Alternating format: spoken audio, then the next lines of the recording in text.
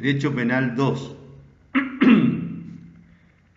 Terminamos en la clase anterior de hablar de los delitos cometidos por funcionarios públicos en el ejercicio de sus cargos respecto de instrumentos públicos.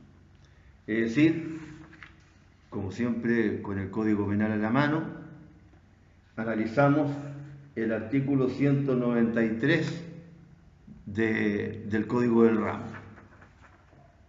Será castigado con presidio menor en su grado máximo a presidio mayor en su grado mínimo el empleado público que, abusando de su oficio, cometiere falsedad y señala, ¿no es cierto?, en los 8 numerales los diversos tipos de falsedad material o real, falsedad ideológica y un tipo de falsedad por ocultamiento.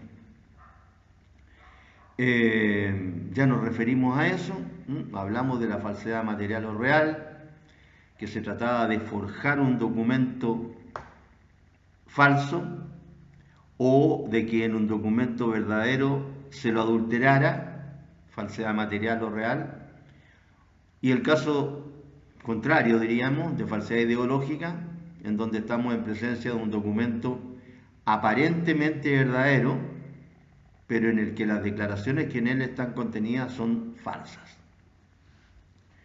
Y sobre eso nos explayamos, ¿no es cierto? Ya hablamos cuáles eran las características de este delito que tenía como sujeto activo, ¿no es cierto?, al funcionario público, que debía cometer el delito estando en el ejercicio de su cargo y dentro de la esfera de sus atribuciones.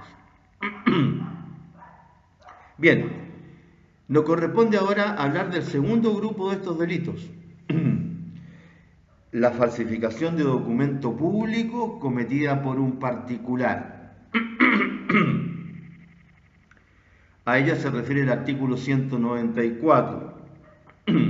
Es decir, ahora vamos a tratar los casos en que las falsedades del artículo 193 son cometidas ahora por un particular. ¿Qué es lo que dice el artículo 194?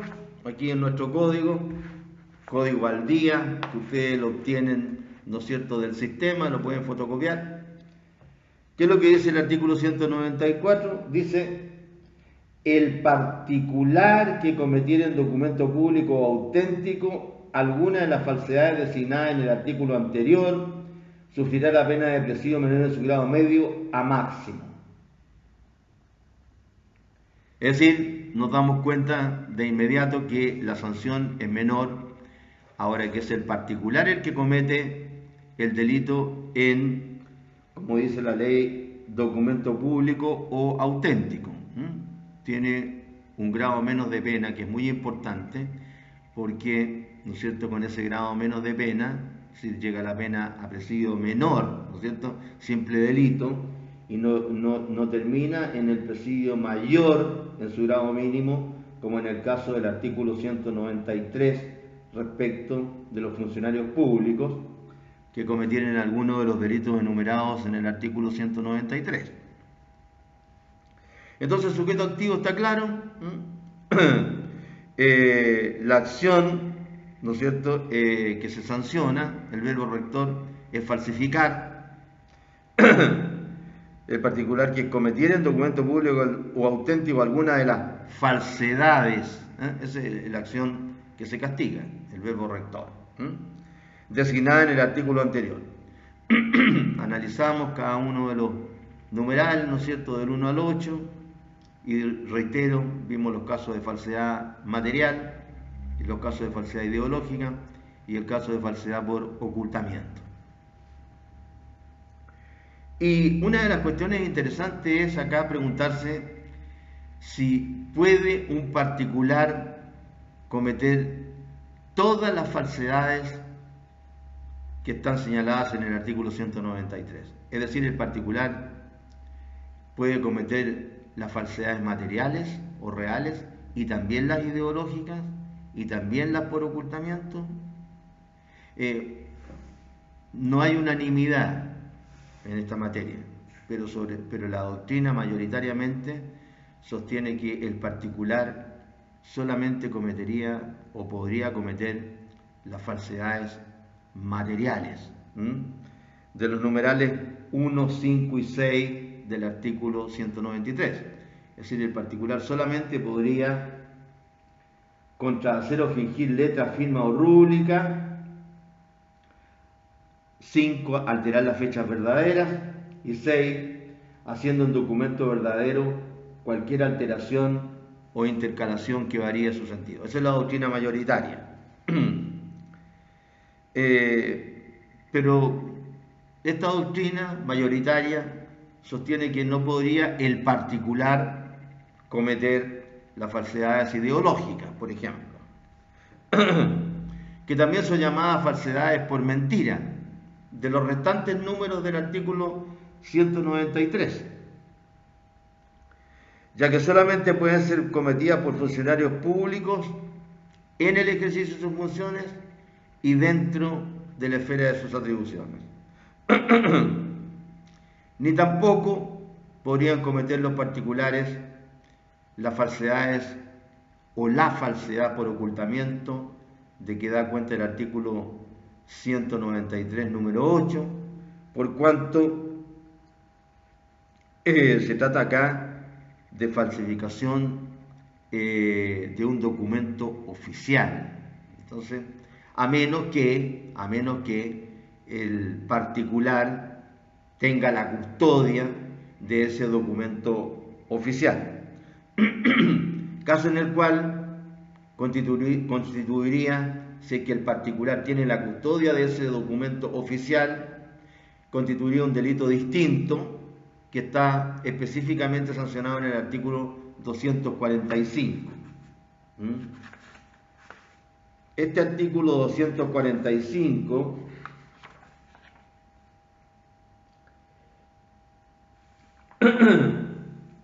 dice lo siguiente: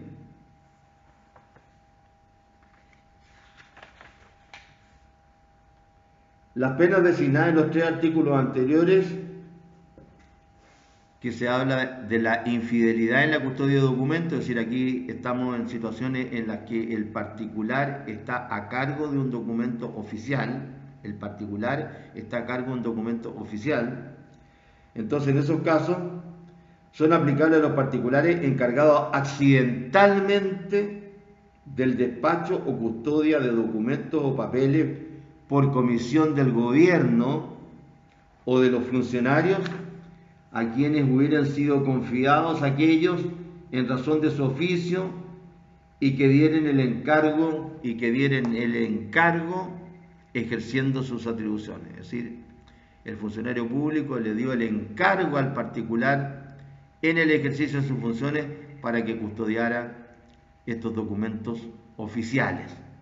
Ahí entonces esa falsedad por ocultamiento, ¿no es cierto?, se trasladaría, habría un concurso aparente de leyes, ¿no es cierto?, que se va a sancionar en virtud del criterio de la especialidad. Entonces ahí estaría cometiendo este delito específico el particular, que son ciertos delitos de falsedad, pero que tienen que ver con personas que están a cargo de ciertos documentos. La ley habla de los funcionarios públicos que tienen la custodia, eclesiásticos que tienen la custodia, o también el caso del particular al que nos estamos refiriendo nosotros ahora.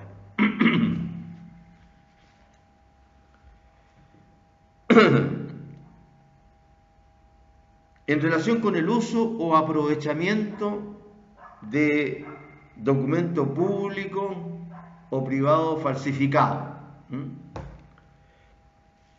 los artículos 196 y 198 se refieren de manera idéntica, si ustedes lo leen, a estos casos, que trata de diferentes documentos, pero la forma en que se describe el tipo penal es prácticamente la misma.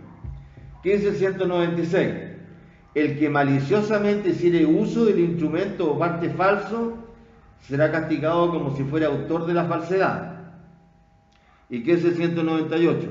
El que maliciosamente hiciere uso de los instrumentos falsos a que se refiere el artículo anterior ahí hay una diferencia porque en el artículo anterior al 198, es decir, en el 197, primero se habla de instrumento privado y en el inciso segundo se habla de ciertos instrumentos privados que son los denominados documentos mercantiles, que tienen mucha importancia, sobre todo en el ámbito del derecho comercial, para la circulación precisamente de esos instrumentos que sirven, ¿no es cierto?, incluso hasta como una forma de pago o de distribuir bienes, etcétera, entre los comerciantes.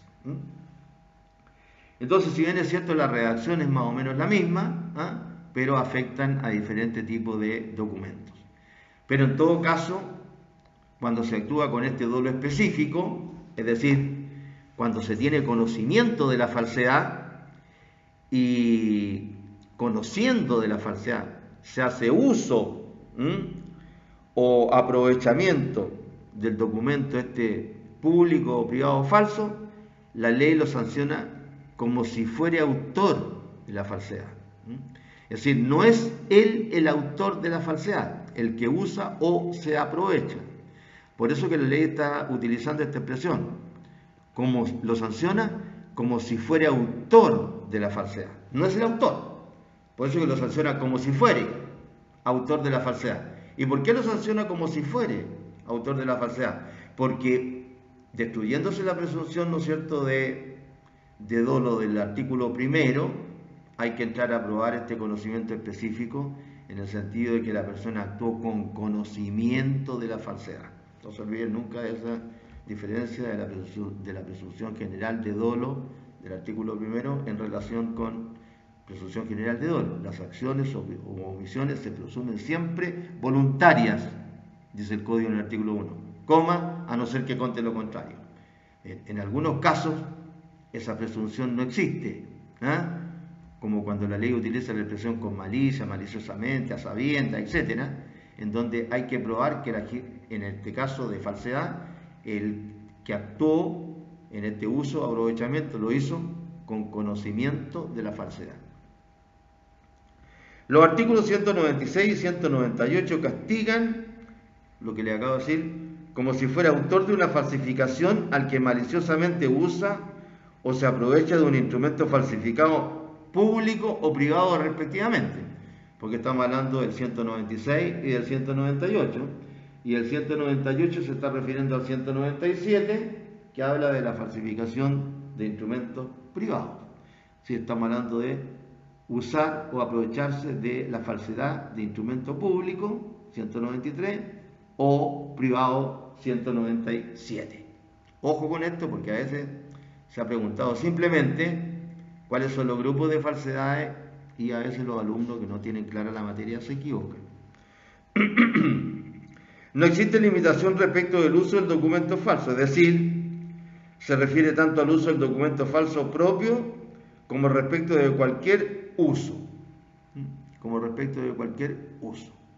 El uso propio del documento, claro, ¿para qué se hizo la falsedad? ¿No es cierto? Se hizo la falsedad para obtener un provecho para mí, o para un pariente, o con el ánimo de que fuera un instrumento, ¿no es cierto?, para realizar otro delito. O respecto a cualquier uso, yo quería inutilizar ese documento, quería destruirlo, etc. Se habla aquí, a menos que el documento se use como una materialidad, es decir, a menos que el documento, ¿no es cierto?, se utilice precisamente como una materialidad generalmente para producir otro delito, consumar otro delito.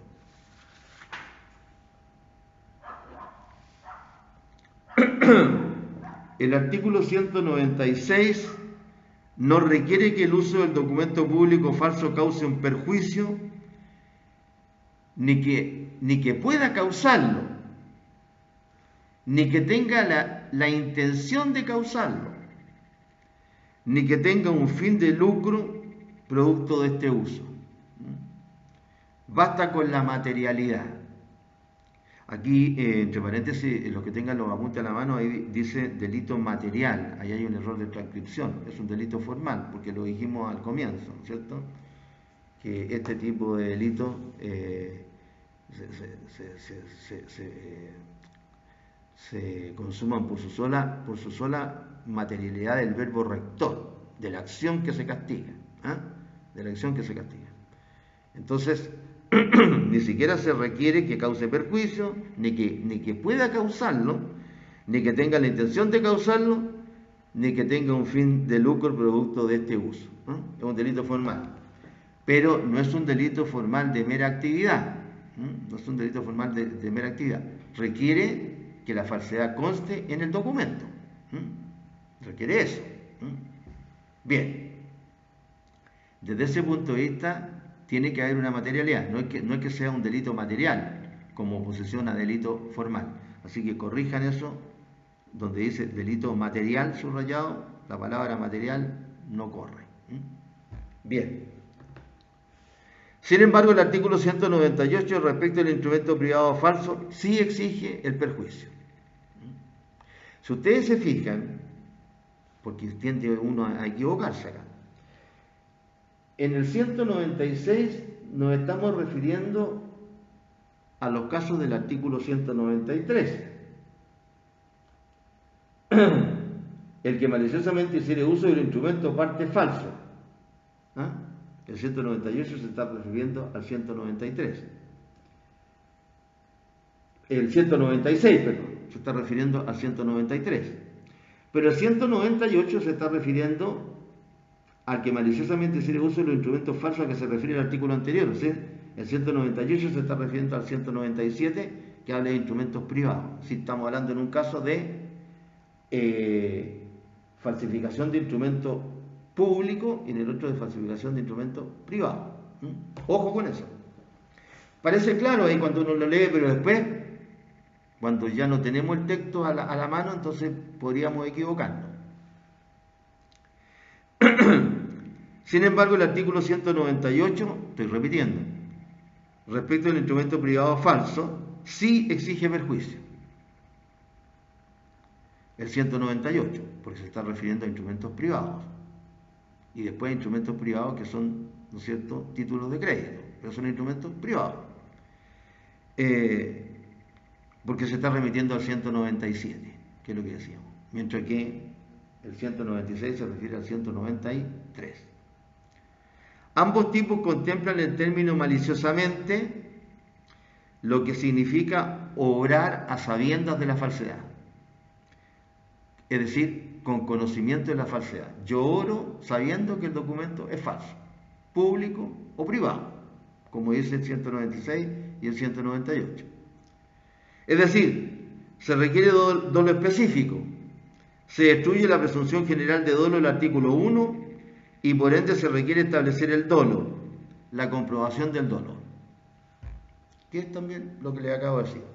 Es decir, ya no está la presunción del artículo 1 que dice se presume que todas las acciones u omisiones son voluntarias, a no ser que conste lo contrario.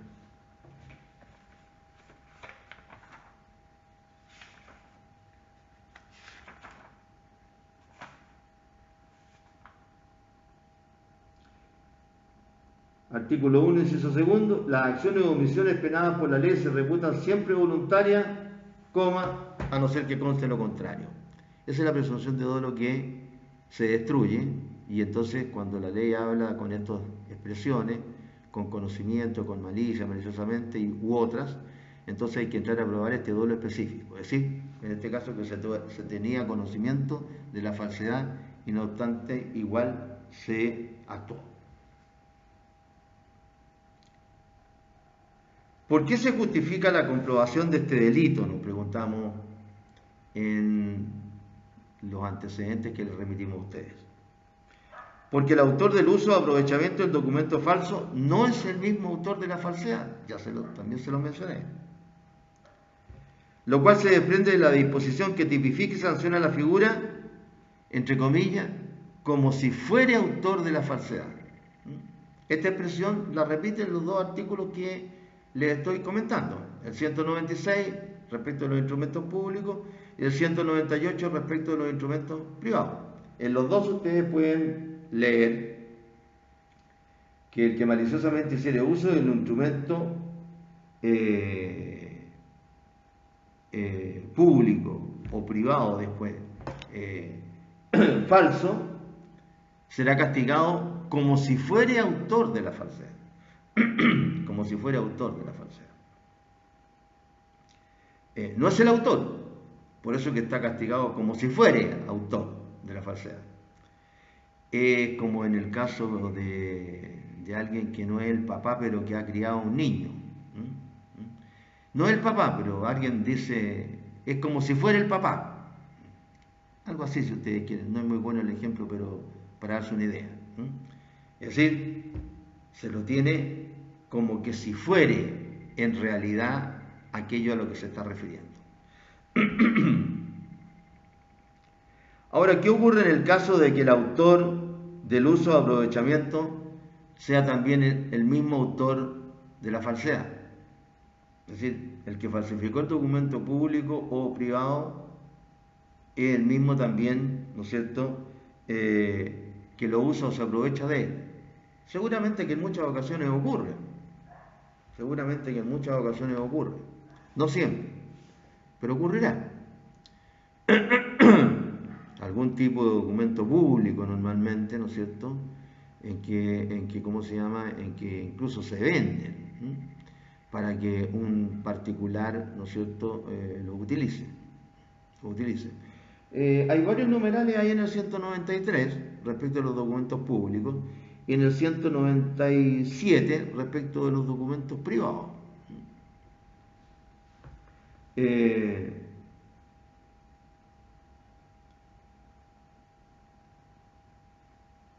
Entonces, cualquier persona que realiza alguna de esas acciones de falsedad, él comete la falsedad, puede también hacer uso o aprovechamiento de esa falsedad. Porque el que falsea, sea él mismo u otro, lo que pretenden siempre con la falsedad es hacer un uso o aprovechamiento, creo yo. Sea el mismo que realiza la falsificación u otro. ¿Qué es lo que pasa acá entonces? Es decir, la idea va por comete otro delito, el que usa o se aprovecha, a la vez falsificó y además usó en beneficio de él este documento público o privado que falseó. Acá se dice, ¿no es cierto?, en los antecedentes que le remitimos, que estamos hablando de lo que se conoce como el agotamiento del delito. ¿Qué es el agotamiento del delito? Aquella situación en que el autor, normalmente, el autor, que es el principal, ¿no es cierto?, el autor logra el objetivo que él quería con la consumación del delito. Digamos en el caso de alguien que, para salirnos de la falsificación, alguien que roba, alguien roba para vender. Cuando se roba, ¿no es cierto?, si se dan las circunstancias del robo, el delito está consumado.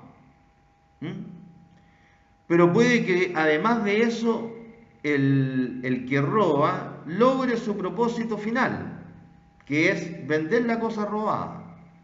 El delito ya estaba consumado. Pero el delito, cuando se logra el propósito que tenía el autor en su cabeza, en su cerebro, en su mente, ¿no es cierto?, está logrando el propósito específico que quería. Entonces ahí hablamos de agotamiento del delito. Entonces acá, eso es lo que se produciría si es que el que falsea también usa o se aprovecha de lo que falseó. Es decir, no se puede hablar de consumación de nuevo. Aquí lo que se produce es un concurso aparente de leyes penales, es decir, cuál va a ser la disposición que vamos a aplicar, que normalmente se va a decidir este concurso aparente en virtud del principio de la especialidad, porque es el primer principio que normalmente se utiliza. Y cuando no se puede utilizar, viene el principio de la subsidiariedad u otros. Se produce el concurso aparente de leyes penales que se va a resolver por el principio de absorción o conjunción de leyes penales, que es el que regiría en este caso. Una figura absorbió a la otra. Es decir, la falsedad absorbió o consumió a el agotamiento. Es decir, el provecho que logró en definitiva el autor. Por lo que esta figura no será punible individualmente considerada, es decir, el solo lograr el provecho que quería uno, sino que solo se sanciona la falsificación misma, ya que el uso o aprovechamiento viene a formar parte del delito de falsificación. Claro. Esto es para el caso de que el que falsea sea el mismo que usa o se aprovecha de su propia falsedad. Cuando el que usa o se aprovecha de la falsedad que hizo otro, ahí este que está usando o aprovechando con malicia, es decir, teniendo conocimiento de la falsedad, entonces ese sí que va a cometer un delito específico. Pero cuando es el mismo el que falsea y usa o se aprovecha, no va a cometer otro delito. ¿Por qué? Porque este último deseo que logró el autor queda absorbido o subsumido dentro de la falsificación, dentro de la falsedad.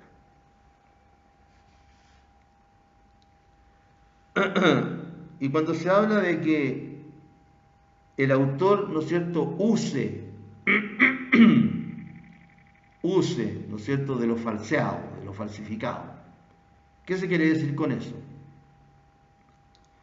Mejor dicho, ¿a qué tipo de uso se está refiriendo el legislador? Aquí decimos que a cualquier tipo de uso. Puede ser el propio del instrumento o cualquier otra clase de uso. Hay tantas figuras que pueden darse, pero la idea es esa, que se utilice la falsedad con el fin específico que se ha hecho o que se utilice para otra cosa, con el fin específico para la cual se ha realizado la falsedad. Para el cual se ha realizado la falsedad.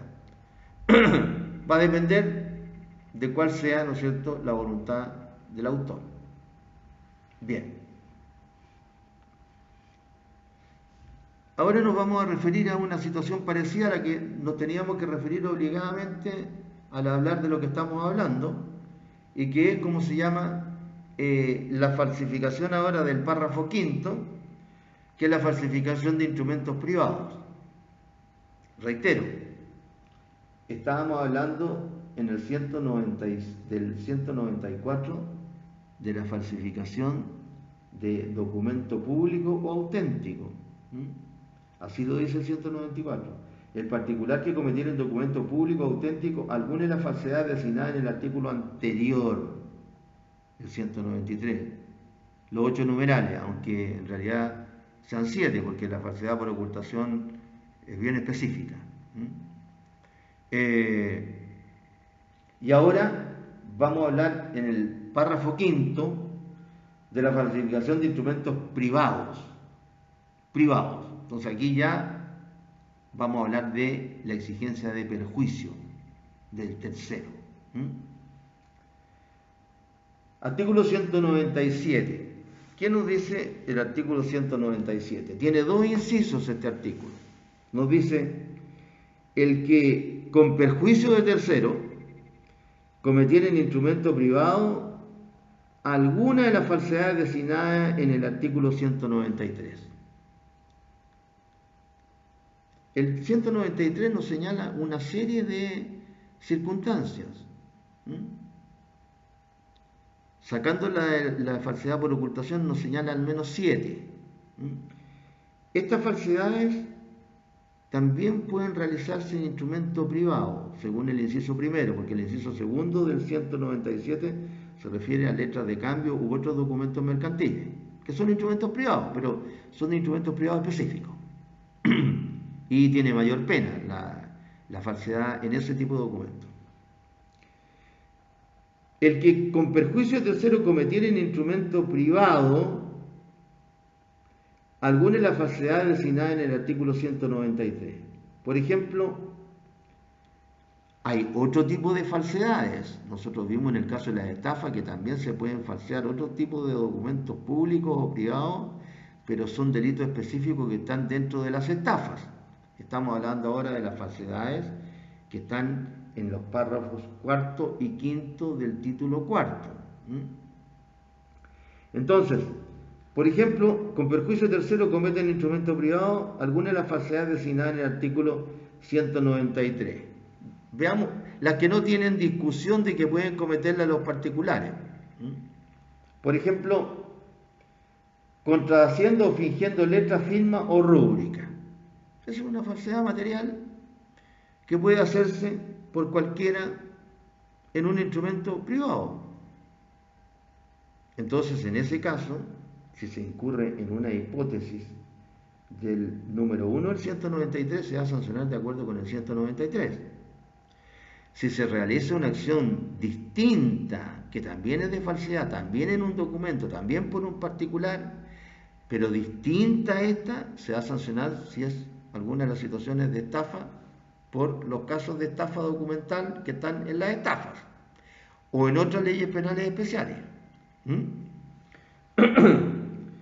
Otra falsedad material, la del número 5, alterando las fechas verdaderas. Cualquier persona, el que, con perjuicio tercero, cometiera en instrumento privado alguna de las falsedades designadas en el artículo 193, alterar las fechas verdaderas del documento, estaría incurriendo en la falsedad del número 5 del 193, y aunque sea un particular que realice esta falsedad en instrumento privado con perjuicio tercero, se lo va a sancionar en relación con el 193, no como si fuera autor de alguna estafa del párrafo pertinente de las estafas y el título pertinente de las estafas. Y la última falsedad material, la 6, haciendo en documento verdadero cualquier alteración o intercalación que varíe su sentido. Vuelvo a leer, ustedes saben que yo les aviso que soy reiterativo. Vuelvo a leer el inciso primero del 197. El que, cualquier persona, un particular, con perjuicio de tercero, cometiera en instrumento privado alguna de las falsedades, haciendo en documento verdadero cualquier alteración o intercalación que varíe su sentido. Falsedad material que está sancionada acá, en el 193, porque lo está diciendo el inciso primero del artículo 197, aunque la falsedad la haga un particular en instrumento privado, pero con algún tipo de falsedad que calza justito en alguna de esas, en el caso de el número 6, pero hay 3 materiales por lo menos, falsedades materiales o reales. Entonces se lo sanciona como si fuera autor del 193, número, en este caso 6. Bien. Entonces nos encontramos con que las penas de este artículo, aunque se trate de particulares, aunque se trate de instrumento privado, pero si es alguna de las falsedades que están en el 193, va a tener una pena más alta normalmente que las falsedades que aparecen en las estafas. Bien. Las falsedades ideológicas, es decir, los casos en que el documento es formalmente verdadero, pero es falsa las declaraciones que contiene el documento, ¿no es cierto? Falsedad ideológica. Son discutibles. Algunos sostienen que las puede cometer el particular en instrumento público, otros sostienen que no. Lo mismo, como siempre, la jurisprudencia ha ido en los dos sentidos. Entonces, digamos, en general, que esto lo va a ver la jurisprudencia caso a caso, ¿cierto? Caso a caso. Y va a depender básicamente del criterio del juez que esté sentenciando el caso. Lógico. Él va a tener su convicción respecto de si en algunas oportunidades puede o no, ¿no es cierto?, un particular cometer una falsedad ideológica. Eso lo va a ver, ¿no es cierto?, el juez en su momento. Permiso.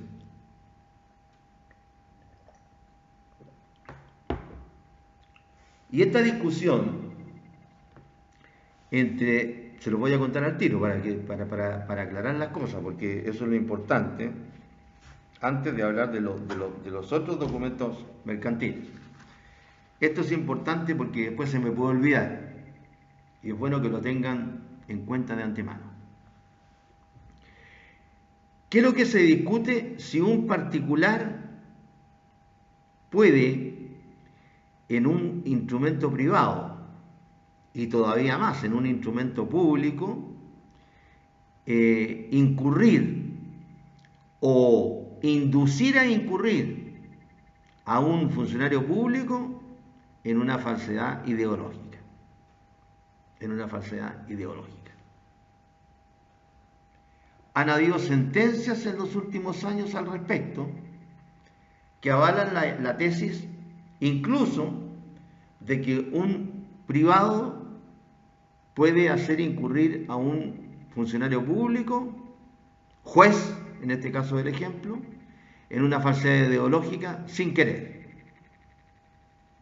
Y si puede hacer eso en un instrumento público, con mayor razón podría ser, ¿no es cierto?, que un particular pudiera incurrir en una falsedad ideológica en un documento privado. ¿Me sigue, no es cierto? Bien. ¿Qué es lo que ocurre? Lo siguiente. En los juicios ejecutivos, cuando el ejecutante, ¿no es cierto?, se dicta la sentencia correspondiente, se ordena, ¿no es cierto?, el remate de la cosa que va a servir para pagar el crédito. Este es un ejemplo, hay otros, este es un ejemplo, pero que es bastante claro. Entonces, desafortunadamente muchos de ustedes no han trabajado todavía, así que no tienen experiencia en estos trámites. Pero nosotros en clínica algo dijimos, ¿no es cierto?, en el juicio ejecutivo, ¿no? Por lo menos nos referimos al juicio ejecutivo bien de pasada, por el tiempo. En el juicio ejecutivo, ¿no es cierto?, en donde se parte con un título ejecutivo, que es un título, dice la ley, indubitable, ¿no es cierto?, se inicia inmediatamente con una ejecución. Por eso que en el juicio ejecutivo siempre hay dos cuadernos, el cuaderno de ejecución y el cuaderno de embargo. En el cuaderno de ejecución, ¿no es cierto?, se discute, el cuaderno de embargo también se llama cuaderno de apremio. En el cuaderno de ejecución se discute todo lo relacionado con la acción, las excepciones, etc. Y en el cuaderno de ejecución y embargo, en el cuaderno de embargo, se discute todo lo relacionado con lo que su nombre indica, con lo que se embargue, hasta su realización. Primero embargo, después realización del bien embargado.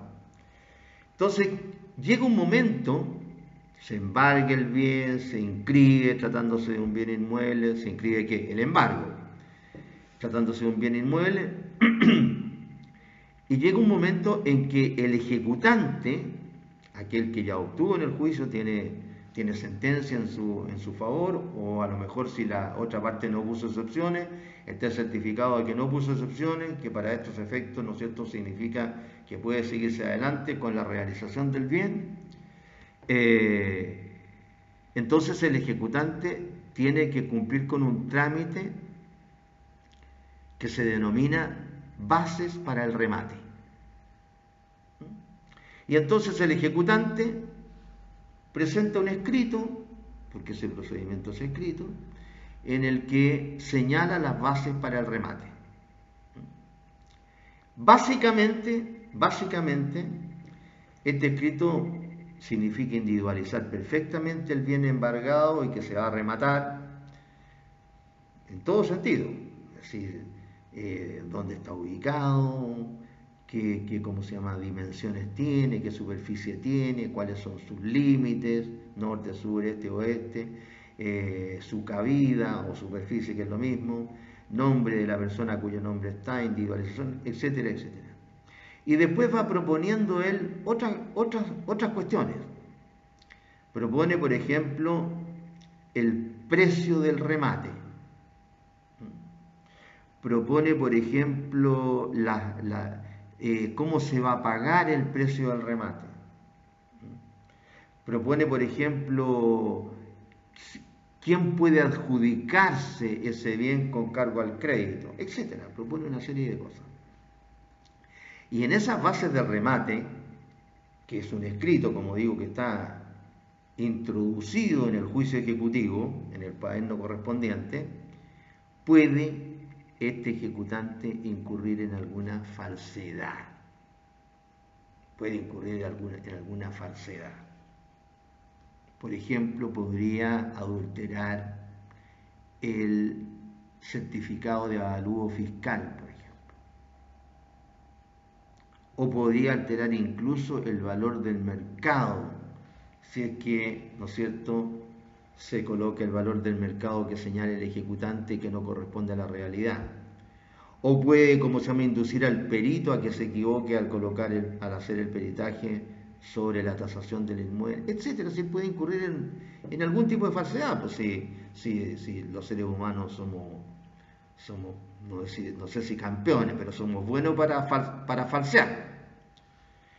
Entonces, cuando llegue el día del remate, el juez, que es un funcionario público, que tiene el título de juez, va a llamar al remate con las bases que se le han propuesto y que han sido, ¿no es cierto?, aprobadas por resolución ejecutoriada, que es el momento en que se hacen las publicaciones para el remate cuando ya están las bases aprobadas por resolución ejecutoriada.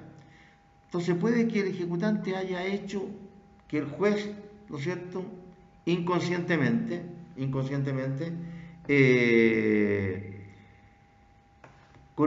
apruebe, mejor dicho, como base a lo mejor una falsedad.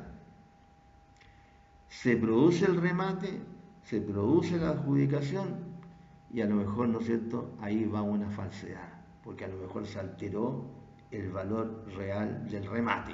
Por ejemplo, que es lo que se tendría por objeto hacer, ¿no es cierto? Y ahí nos encontraríamos en un caso en que el juez va a expedir, ¿no es cierto?, una resolución que contiene una serie de datos que van a constituir, ¿no es cierto?, la minuta que se va a remitir al notario público para que éste la transforme en una escritura pública de la escritura de adjudicación del remate al adjudicatario, que pasa a ser el nuevo dueño desde el momento en que se inscriba su nombre. ¿Puede o no puede un particular, en este caso, inducir error a un funcionario público para que él ideológicamente, ¿no es cierto?, en ese documento que formalmente es auténtico, es oficial, ¿no es cierto?, las resoluciones que contiene el acta de adjudicación mismo, todo, pero es ideológicamente falso porque contiene un dato falso, que el juez ignorantemente, inocentemente, inconscientemente no lo tuvo en cuenta, no se dio cuenta. No, ni siquiera me estoy poniendo en el caso de que el juez haya dado cuenta. Puede. Y si esto se puede hacer, es decir, si se puede inducir a un funcionario público a que incurra en un error para transmitir a un documento público ese error, ¿no se podría hacer incurrir a un particular en un error para que trasunte ese error en un documento público? También. En un instrumento privado, perdón. También. Con mayor razón. Debería ser más fácil. Por eso es que hay muchos otros ejemplos, pero este es un ejemplo más o menos claro. De que podría un particular incurrir en alguna falsedad ideológica. no de los numerales 1, 5 y 6 que son las materiales, sino que las restantes. Como por ejemplo, suponer en un acto la intervención de personas que no la han tenido, atribuir a los que han intervenido en el acto declaraciones o manifestaciones diferentes de las que hubieran hecho, faltando a la verdad en la narración de hechos sustanciales y dando copia en forma fehaciente de un documento supuesto o manifestando en ella cosa contraria o diferente de la que contenga el verdadero original. Por ejemplo, el número 7, un funcionario de la notaría, que no es el notario público. ¿Podría hacer alguna alteración que varíe el sentido del documento? Claro. Por eso que existe esta pugna, ¿cómo se llama?, de estas dos posiciones. Y normalmente, por eso se habla de la doctrina mayoritaria, esta sostiene que solamente el particular puede cometer las falsedades materiales o reales en un instrumento, sea público o sea privado. Pero parece que la tendencia es también a ir considerando en el futuro, porque son tantos los casos nuevos que se van dando, y sobre todo que la gente cada vez más el principio de la buena fe no lo toma mucho en cuenta, sino que parece que toma en cuenta el principio de la mala fe. Entonces se van ideando nuevas formas de falsear y de inducir a otras personas para que inconscientemente o conscientemente, ¿no es cierto?, incurran también en la falsedad, en un instrumento público o también privado, con mayor razón. Eso es lo que quería que tuvieran claro ustedes. Entonces, vuelvo para atrás. En el 197, en el inciso primero, léanlo bien estos artículos, son pocos, pero se enredan después. Se sanciona al que con perjuicio tercero cometiera en instrumento privado alguna de las falsedades designadas en el artículo 193. Las materiales sin ninguna duda y las ideológicas, algunos piensan que sí y que otros que no, que también pueden cometerla los particulares. Siempre que haya perjuicios de tercero, que esa es una exigencia aparte. Eso es lo que estamos explicando. Y en el caso del inciso segundo del 197, se habla también de otros instrumentos privados, que tienen nombre específico, que la doctrina los llama títulos de crédito.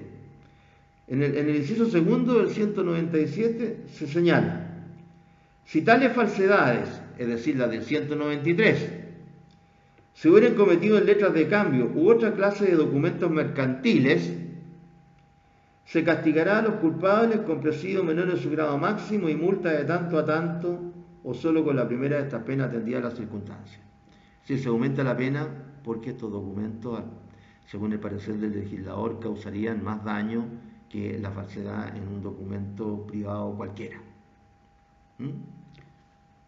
cuando se trata de alguna de estos títulos de crédito, letras de cambio u otra clase de documentos mercantiles, es decir, los tradicionales por lo menos, letras de cambio, pagaré,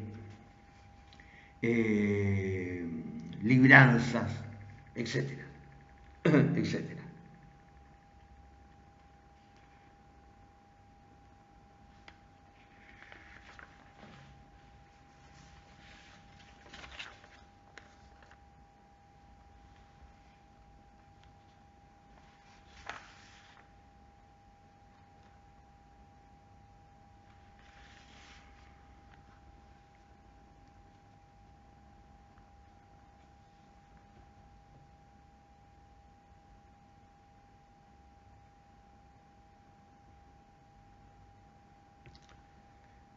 Entonces, nos encontramos con que se trata de cualquier tipo de documentos mercantiles. Si ustedes se fijan, se lo voy a decir al comienzo, hay algunas cosas que se me olvidan y a veces es bueno que se me olviden porque las digo en el momento correcto. Si ustedes se fijan, en el 197, nada más. Por eso que estos artículos llegan a ¿cómo se llama?, a algunos errores, ¿no? Cuando no se sabe bien la materia. El 197 dice en el inciso primero: el que con perjuicio de tercero cometiere en instrumento privado, el que con perjuicio de tercero cometiere en instrumento privado. Y después en el inciso segundo dice: si tales falsedades se hubieran cometido en letras de cambio o otra clase de documento. Pero no dice perjuicio de tercero. ¿Se dan cuenta? 197. El que con perjuicio de tercero cometiera en instrumento privado. Inciso segundo: si tales falsedades se hubieran cometido en, no dice, con perjuicio de tercero. Entonces la pregunta cantadita es: ¿no necesitan en este caso perjuicio tercero? Sí, sí necesita perjuicio tercero también. También necesita perjuicio tercero.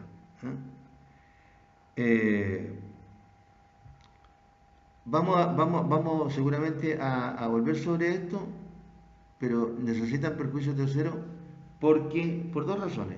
La primera es porque la comisión redactora del código cambió desde el Código Penal Español de 1848, del cual proviene nuestro Código Penal. Ustedes, me imagino que en Penal 1 le habrán hablado de toda la historia de nuestro Código Penal, ¿no es cierto?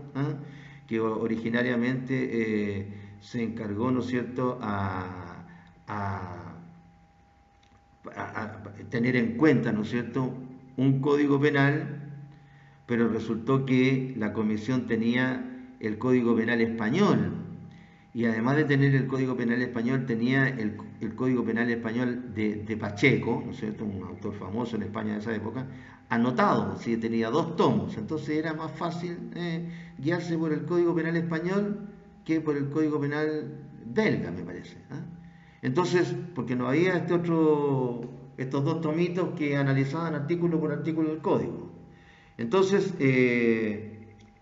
se lo trasladó del párrafo pertinente al Código Penal nuestro y quedó acá. Es decir, fue, digamos, un error de la comisión redactora, de no mantenerlo en el lugar que correspondía. Este artículo simplemente fue un traslado que no debió haberse hecho, en primer lugar. Y en segundo lugar, porque este artículo se refiere precisamente al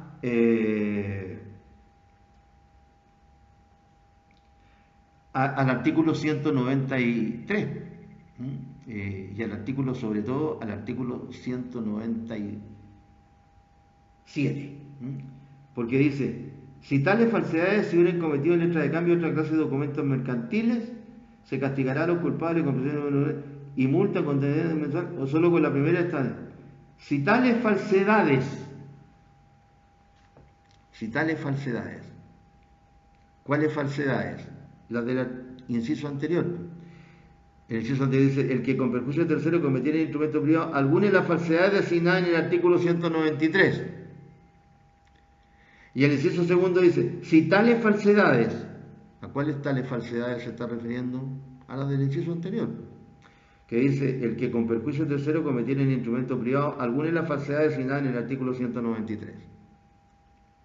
Dicho de otra manera, en todos los articulitos estos que hemos estado analizando, nos estamos refiriendo solamente a las falsedades del artículo 193 en sus 7 numerales. Porque por ocultación también está la de ocultación, pero eso no se da porque se refiere a un documento oficial y lo particular ahí no corre. Así que siempre hablamos de las falsedades del artículo 193. Sea que se trate de las falsedades del 193 cometidas por un funcionario público en el ejercicio de su cargo y dentro de la esfera de sus atribuciones, o cometidas por un particular en el artículo 194 en documento público o auténtico. De acuerdo con el 194, el particular también puede cometer esas falsedades Porque dice el 194, el particular que cometiera en documento público alguna de las falsedades designadas en el artículo anterior. En el artículo anterior, 193, esas falsedades, las de los 8 numerales, las cometía el empleado público en el ejercicio de su cargo y dentro de la esfera de sus atribuciones. En el 194 las comete un particular, pero esas mismas falsedades.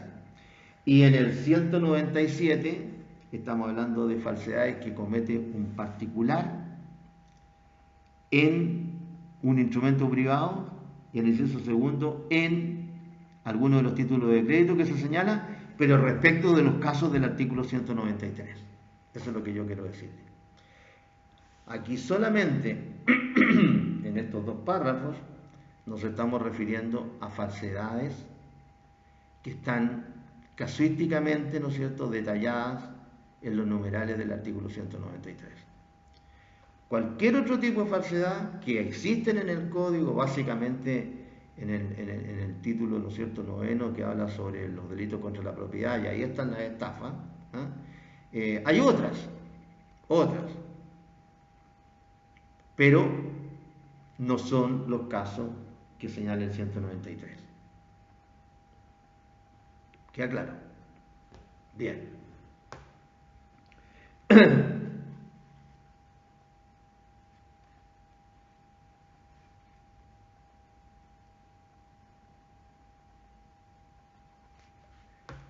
Ahora, acá también nosotros nos colocamos, ¿no es cierto? Colocamos la pregunta, ¿puede un particular cometer todos los tipos de falsedades que enumera el artículo 193? El particular. Y aquí hay tres reglas, dos de las cuales son bien importantes y la otra es más simple de entender por el tipo de documento nada más, ¿no? Si estamos hablando si un particular puede cometer alguna o todas las falsedades del 193, que puede cometerlas todas el empleado público, pero puede hacerlo también el particular. Ya vimos lo que ha pasado, ¿no es cierto?, últimamente y los casos que han ocurrido y reconocido la jurisprudencia, que se lo acabo de contar, el caso de las bases para el remate. Entonces la pregunta ahora es más amplia. ¿Puede el particular cometer todos los tipos de falsedades que enumera el 193? Aquí hay tres reglas, bien simples, que sostiene que no podría hacerlo el particular. Esta es la opinión mayoritaria. Y de nuevo, que los particulares solamente podrían cometer las falsedades materiales. ¿Y por qué podrían los particulares cometer las falsedades materiales? Que no todos están de acuerdo, lo repito.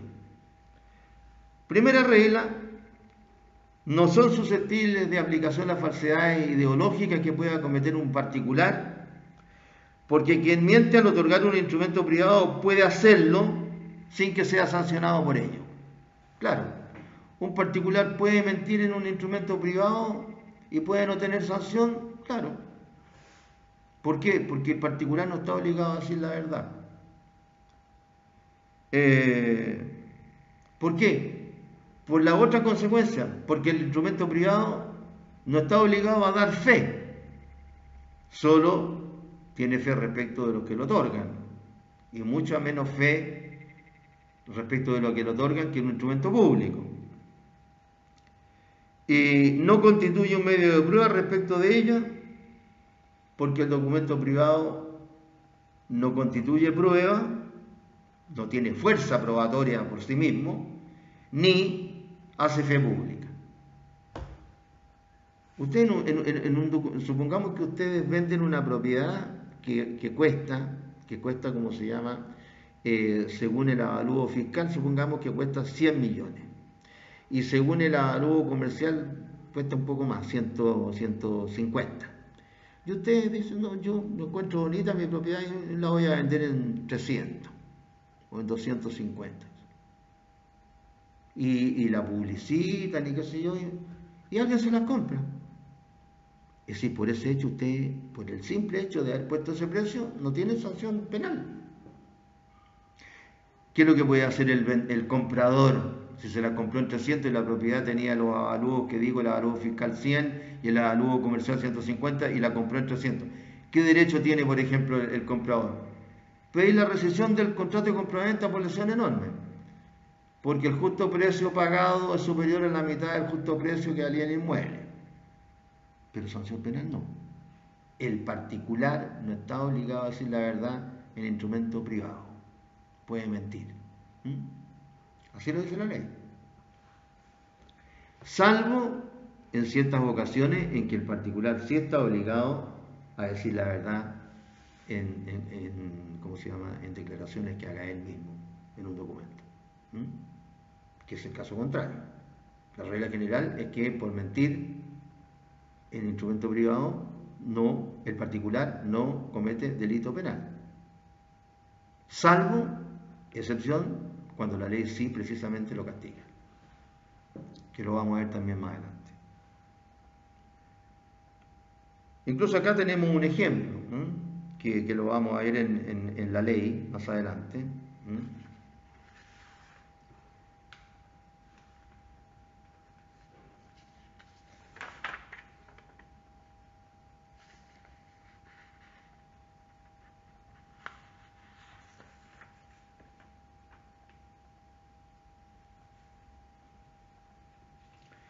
En el artículo 212 hay un ejemplo, en el 212 hay un ejemplo que se introdujo el 2005,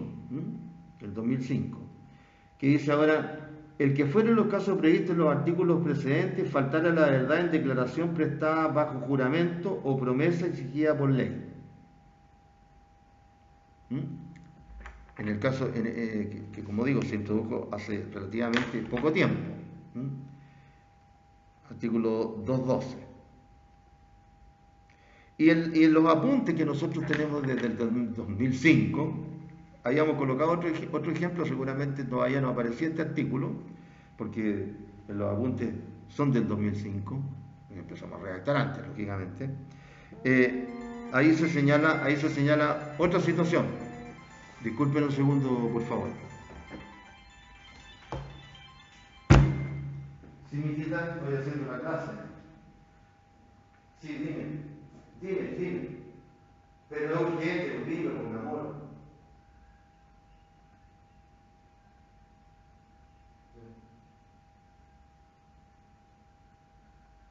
Ya, listo, termino la clase y te llamo a ti. Un beso, chao. No, pero te llamo, chao.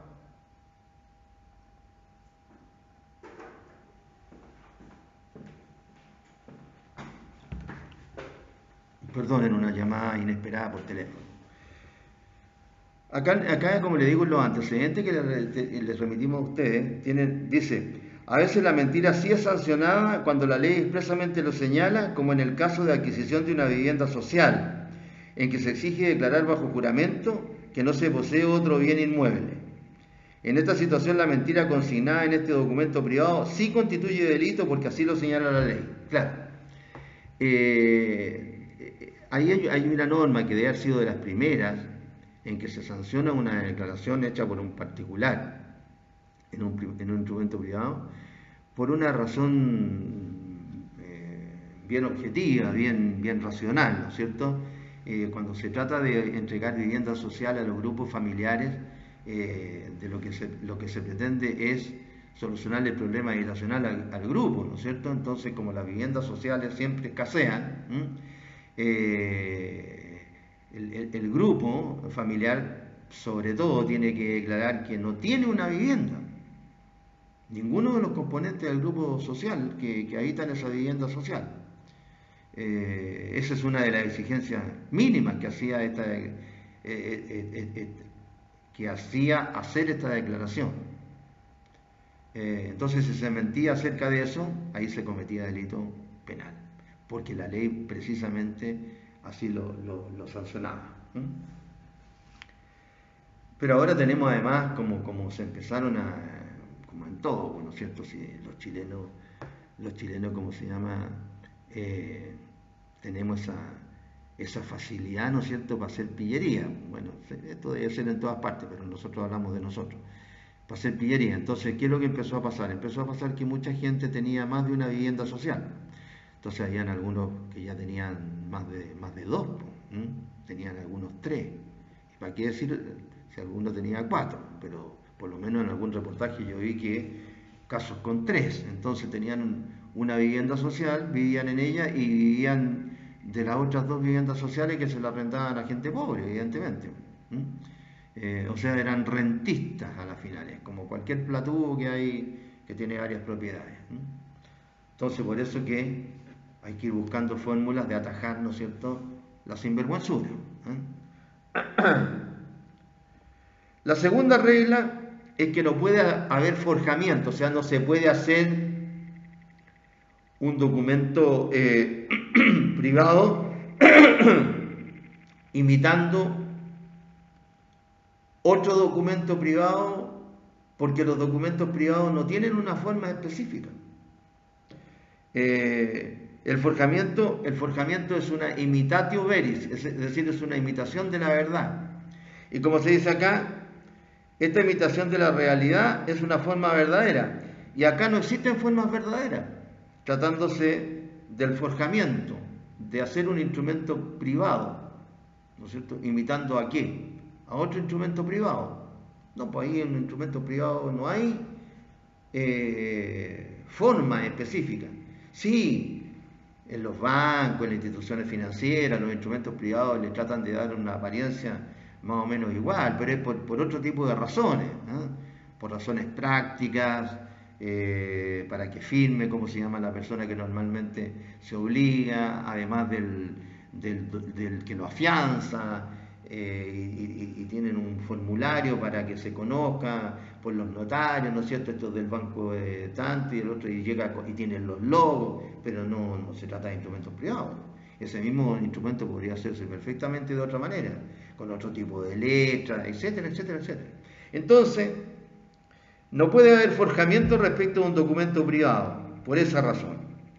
Acá no se puede imitar nada, porque en materia de instrumentos privados no existe, ¿no es cierto?, la imitatio veris, imitación de una realidad. ¿Por qué? Porque una realidad en materia de instrumentos privados no existe. No existen formas verdaderas, no existen modelos o formas auténticas en materia de instrumentos privados, o solemnidades que se puedan imitar. No se puede imitar un modelo verdadero que no existe. Por ejemplo, si ustedes van a una notaría a hacer un simple contrato de compraventa de un inmueble, si ustedes no quieren ¿cómo se llamaban? Como particulares, ¿cómo se llama? Ustedes pueden decirle al notario, no, háganla en los modelos que están en la notaría. Entonces, en la notaría X tienen su modelo y ¿qué es lo que hacen? Llenan los blancos nomás, ¿no? La individualización de las partes, el vendedor, el comprador y todas las cláusulas. Ya están hechas ya. Pero eso ustedes perfectamente, como es una cuestión entre privados, y si le compran al fisco, el instrumento en el fondo también lo pueden hacer por un privado. A lo mejor el fisco va a exigir que lo haga el abogado del fisco, pero por otras razones. Pero me refiero a que esa misma escritura de compraventa la pueden hacer entre los privados. Y si uno de los privados es abogado, puede llevar, de acuerdo con el otro, una minuta y se evitan pagarle la partecita esa que cobra el notario por redactar el solito la escritura, que ya tiene hecha en su computador, en su programa. ¿Me entienden? O sea, no hay forma que imitar, forma exacta que imitar. Por eso que tampoco, ¿no es cierto?, se puede un particular cometer falsedad de la enumerada en el 193 en un documento privado. Y por último, por ocultamiento. Claro, ¿por qué? Porque la ley en el 193, número 8, dice: ocultando en perjuicio del Estado o de un particular cualquier documento oficial. Entonces ahí se está refiriendo a un documento público, no hay ninguna duda. No puede haber falsedad por ocultamiento por cuanto el texto del 193, número 8 se refiere a documentos públicos y no alcanza a los documentos privados. Es decir, ahí sí que no hay cómo. Si está refiriéndose a un documento público, entonces aquí puede haber falsedad cometida en un instrumento privado. No, porque el documento es público.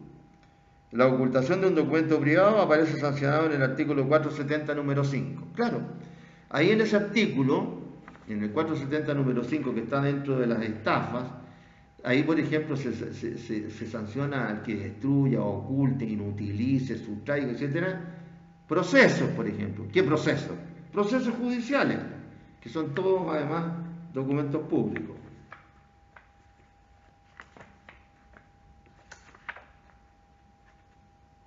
Entonces ahí aparece sancionado esa situación. La pena 470. Las penas privativas de libertad del artículo 467 se aplicarán también. 5. A los que cometieren defraudaciones, normalmente las defraudaciones se inician con falsedades, o son falsedades. A los que cometieren defraudaciones sustrayendo, ocultando, destruyendo o inutilizando en todo o en parte algún proceso. Por eso que ustedes no pueden sacarle un pedazo a un proceso, porque están cometiendo el delito del 470 número 5. En parte de algún proceso, expediente, documento u otro papel de cualquiera clase. Documento privado. U otro papel de cualquiera clase. Papel incluso de cualquiera clase. Un pagaré es un papel de cualquiera clase. Como digo, si los bancos lo hacen en un formulario bonito, logo, hasta en colores, logo, eso es otro cuento. Pero un pagaré lo pueden hacer ustedes en un papel cualquiera. Reconocimiento de una deuda firmado por la persona. Así que ahí entonces estaríamos en presencia de este 470 número 5. En consecuencia, no todas las falsedades del artículo 193 pueden ser realizadas por particulares.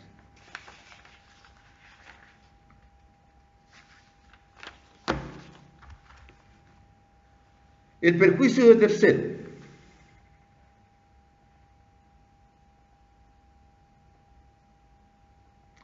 Ya lo hemos dicho esto desde la partida, ¿no es cierto? Tratándose de instrumentos privados, tiene que existir, tiene que haber perjuicio de tercero. Si no lo hay, si no hay perjuicio de tercero, la conducta no es punible, ¿no es cierto? Es atípica.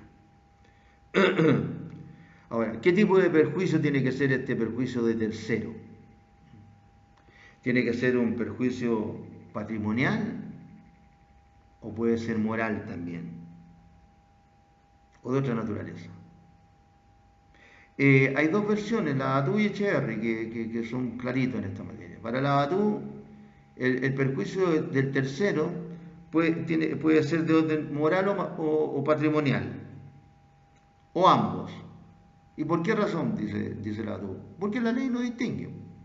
Habla de perjuicio tercero, no dice perjuicio moral o perjuicio patrimonial, dice perjuicio. Sí, que para la Abatú, cualquier tipo de perjuicio. Esa aplicación de interpretación de la ley, que cuando la ley no distingue, ustedes la saben mejor que yo. No puede el intérprete distinguir, ¿no es cierto? Y según Echeverry, el perjuicio debe ser jurídico, es decir, debe ser apreciable en dinero. No basta con que se trate solo de un perjuicio moral, tiene que ser apreciable en dinero, según Echeverry. Ahora, en cuanto a la naturaleza jurídica de esta exigencia, para algunos es una condición objetiva de punibilidad y para otros es un elemento del tipo. En realidad, para muchas personas, algunas de estas diferencias como que no tienen una explicación muy clara, ¿eh? Son explicaciones bastante sutiles. Para los que sostienen que se trata de un elemento del tipo, simplemente sostienen o afirman que si no hay perjuicio, el delito no existe. Así lo dicen. Ya que el delito no está consumado mientras el perjuicio no se produce. Perjuicio que debe estar considerado dentro del dolo de la gente. O sea, el hechor, el agente, debe considerar el perjuicio y debe querer perjudicar, según los partidarios de esta doctrina que dicen que el perjuicio es un elemento del tipo penal.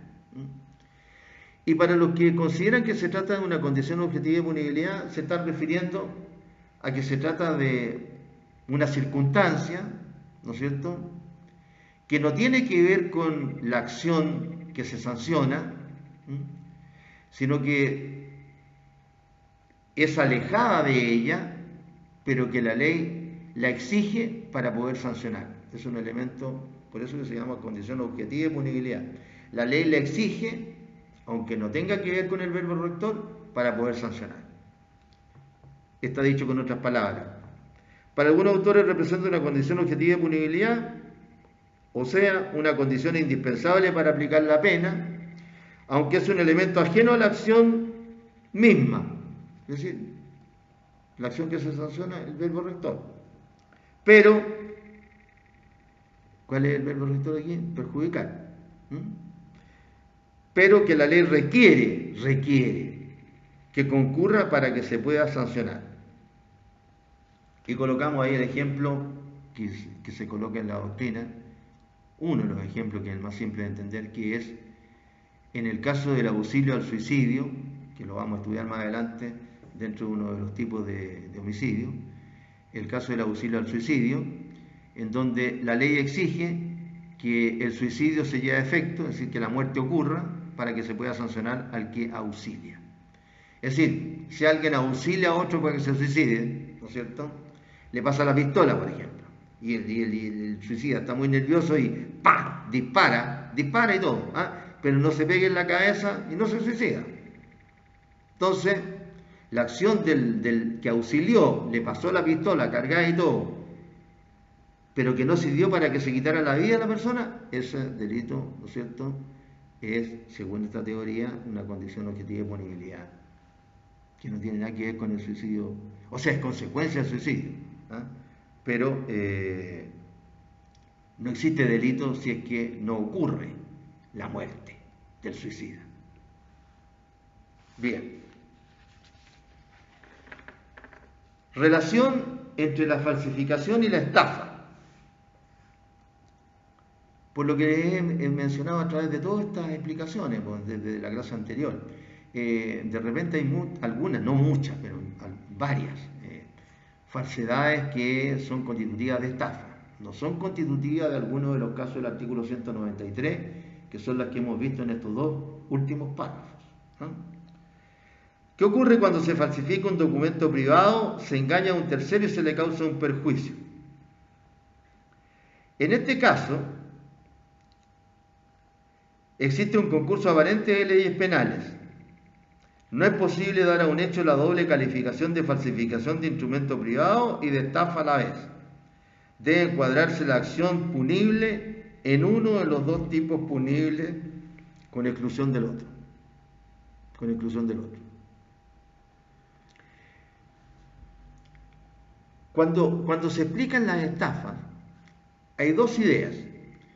Hay algunos que hablan del error y del perjuicio como los elementos de la estafa, esos dos errores solo.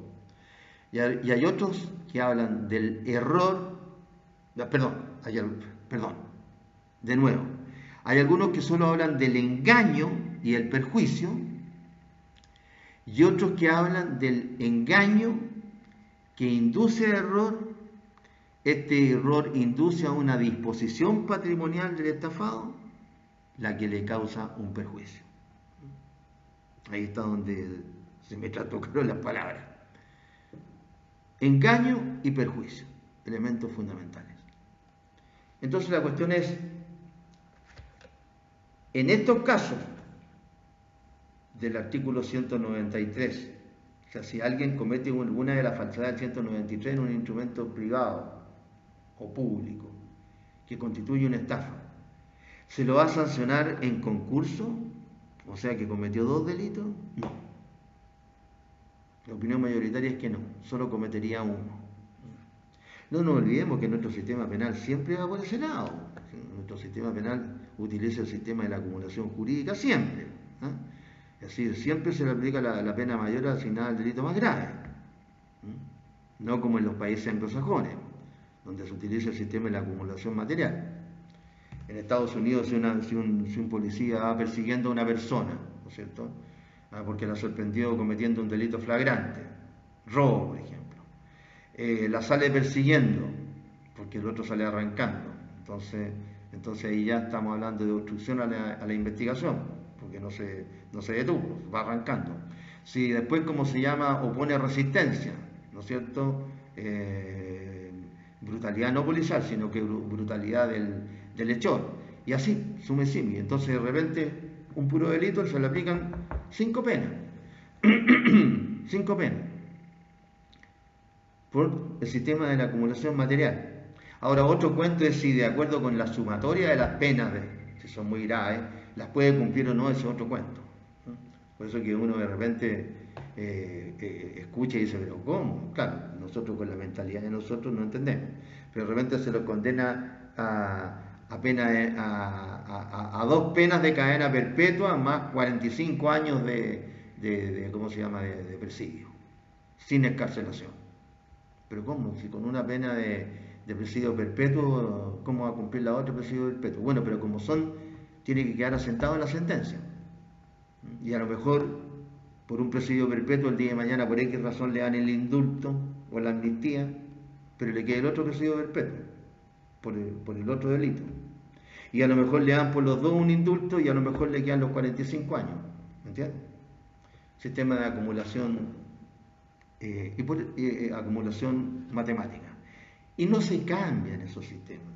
En los países, como se llama, serios, no se cambian esos sistemas. Se siguen aplicando. Aunque mucha gente se enoje, qué sé yo. La gente tiene seguridad de las cosas. Aquí salen unas estadísticas que no las conoce nadie y dice, no, es que con tal pena la persona sigue cometiendo delitos. Bueno, pero ese es otro cuento. Porque con ese criterio están todos los delincuentes en la calle. Esa es la verdad. O sí, ni siquiera hablando de los que no pillan, que son el 98, el 99%. El elemento perjuicio requerido expresamente en el inciso 1, que no es mencionado en el inciso 2, será necesario respecto de estos documentos mercantiles para quedar tipificado el delito, ya se los conversé.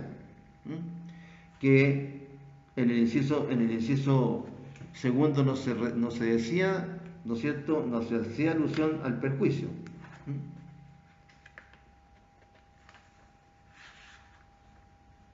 Si tales falsedades se hubieran cometido en el que con perjuicio tercero, en el inciso primero. No se repetía la expresión con perjuicio tercero. Entonces, ¿quiere decir que no se exige ese perjuicio? Ya se lo expliqué. Pero en todo caso le voy a leer lo que dicen los apuntes, que es lo que yo les dije de la comisión redactora y cómo se llama de la alusión que se hace, ¿no es cierto?, indirectamente al inciso primero. Dice, el elemento perjuicio requerido sí se exige, puesto que la comisión redactora trasladó esta conducta a este párrafo, creyendo necesario exigir el perjuicio a terceros respecto del delito de falsificación de documento mercantil.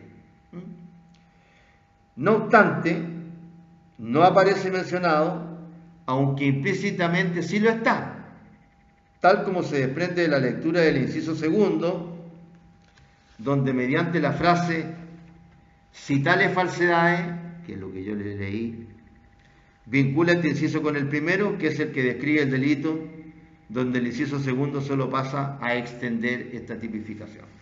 Es decir, ahí estamos, ¿cómo se llama?,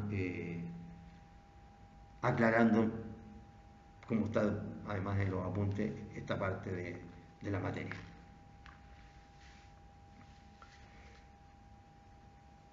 Luego de esto viene el párrafo sexto, que habla de la falsificación de pasaportes, portes de armas y certificados.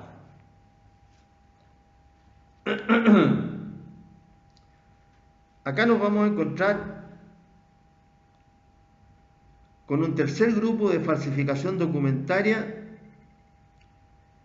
que requieren una penalidad más baja que la que vimos en los 2 párrafos anteriores, pero a pesar de lo cual varias de estas falsedades recaen en instrumentos públicos y además las cometen funcionarios públicos. Bueno, el legislador sabe lo que hace, me imagino. Entonces hay una subclasificación acá. Se distingue entre pasaportes y portes de armas y en certificados. Veamos la primera subclasificación. Pasaportes y portes de armas. A estas dos situaciones se refiere el artículo 199, 200 y 201. Acá vamos a ver distintas situaciones en algunas de las cuales se sanciona al funcionario público y en otras al que hace uso o aprovechamiento del pasaporte y en otras al particular también. ¿Qué es el artículo 199? El empleado público que, o sea que acá el único sujeto activo es funcionario público, expidiere un pasaporte o porte de armas bajo nombre supuesto o lo diere en blanco. En esas dos situaciones puede incurrir el funcionario público. Expedir un pasaporte o porte de armas bajo nombre supuesto o lo diere en blanco. Desafortunadamente se han descubierto, ha salido en la prensa, qué sé yo, esta situación. El funcionario público, repito, es el único sujeto activo que tiene que actuar en el ejercicio de su cargo, por eso que tiene pena más alta. Tiene reclusión menor en su grado mínimo a medio e inhabilitación absoluta temporal. Y el documento, decimos de los apuntes, tiene que tener todos los requisitos formales para que tenga validez como tal. Han ocurrido y se ha visto como hay muchas situaciones. De repente el mismo funcionario público que expende, ¿cómo se llama? Este pasaporte o porte de armas, él mismo lo ha expendido y ha cobrado, obvio, para algo lo hace. Y se han descubierto algunos que se han robado o han hurtado, qué sé yo. Todo esto está contado, todos estos documentos, porque son bien especiales, los pasaportes, imagínense ustedes. Ustedes pueden andar en el extranjero, dar la vuelta al mundo, imagínense que no sea un documento bien hecho y se lo encuentren falso en alguna parte, lo metan preso, aunque el documento sea auténtico. Ahí tenemos esas dos situaciones entonces. El artículo 200 ya no se refiere al funcionario público, se refiere a cualquier persona, al particular. El que hiciere un pasaporte o porte de armas falso será castigado con tal pena.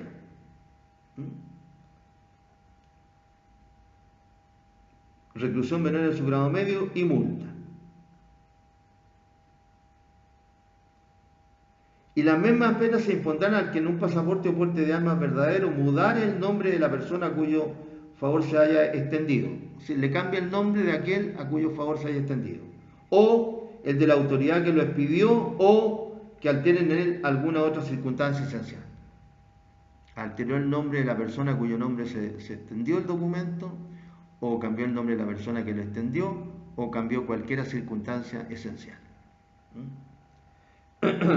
Se le aplican las mismas penas del que hiciere un pasaporte o porte de armas falso.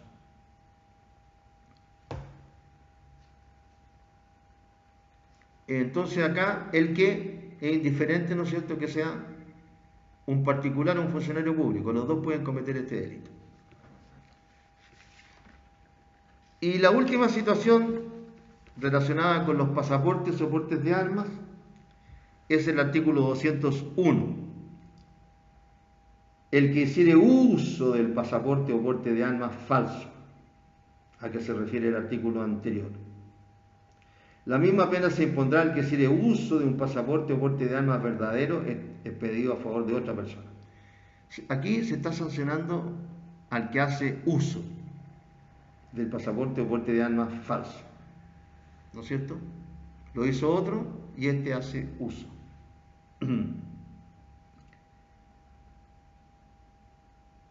Es decir, acá nos encontramos con otra situación. También podría ocurrir que el que lo hace, el que hace uso, el que hace uso. La ley no exige acá el dolo específico, por lo cual está la presunción general de dolo del artículo 1, inciso segundo. No utiliza ninguna expresión para decir que uno hace uso maliciosamente o con malicia o a sabiendas, etc. Bien, vamos a quedar acá, para que hablemos del segundo subgrupo, que son los certificados, porque aquí hay algunas situaciones relativamente nuevas, no tan nuevas, pero relativamente más nuevas. Hay una del 2012, por ejemplo, hay otras, hay otras, ¿cómo se llama? Como es el caso en que incurre en la falsedad del artículo 193 en el otorgamiento, obtención o tramitación de licencias médicas o declaraciones de invalidez, porque algunos médicos empezaron a hacer negocio con las licencias médicas. Es decir, en todas partes se cuece nada, así como los abogados siempre dicen, no, los abogados son pillos, que aquí, que allá, aludiendo a que nosotros hacemos un uso ilegítimo de la ley a veces, ¿no es cierto? Bueno, en todas partes se cuece nada, así como hay médicos que hacen aborto, hay otros que se lucran vendiendo licencias médicas falsas, esa es la palabra. Bien, jóvenes, cuídense y que estén bien.